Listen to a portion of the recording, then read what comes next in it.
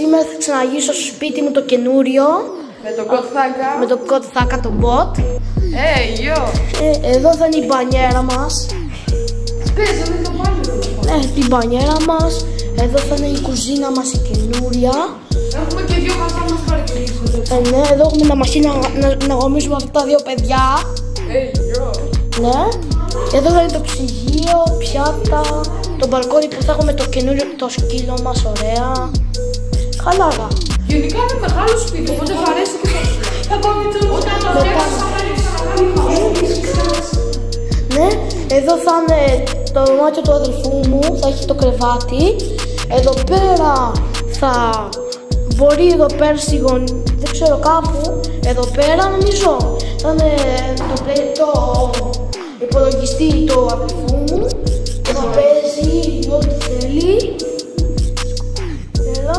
Εδώ όπως είπαμε εδώ πέρα, η μπανιέρα.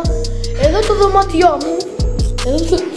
Εδώ θα έχουμε το δικό μου PlayStation, το 4. Και το γραφείο. Βασικά σήμερα θα πάμε το 5. Εδώ θα είναι το κρεβάτι μου, το λάπη. Ναι. Εδώ θα κοιμάται ο πατέρας μου με τη μάνα μου εδώ πέρα.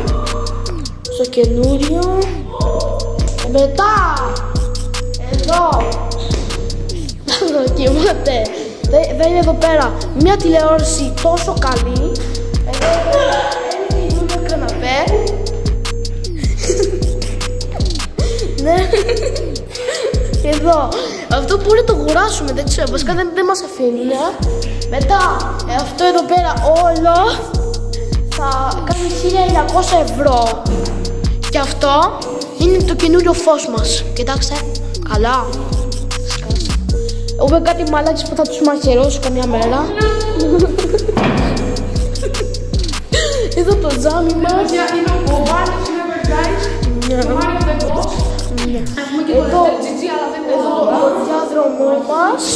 Πώς σας φαίνεται αυτός ο πίνακας, 1 στα 10. Στα σχόλια. Επίσης παιδιά κάντε subs στον Φιόρκη, σε μένα, στο Bunny Never Είμαι ο Dies, καλύτερος. στο Λευτέρη GG και άμα θέλετε στο Mario the Boss. Αυτό θα μαχαιρώσω τους μαλάκες εδώ πέρα. Θα μαχαιρώσω με αυτούς εδώ πέρα. Εδώ τρέχουνε.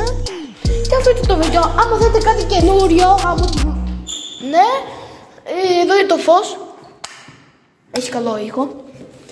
Εδώ άμα είναι είναι αυτό. να το φτιάξεις, μπορείς να ξανακάνεις house tour και θα μην μείνεις όπως το έχεις κάνει. Λοιπόν, εδώ κάτι μαλάκες. Εδώ είναι κάτι μαλακίες, οκ. Και αυτό ήταν το house tour. Γεια σας.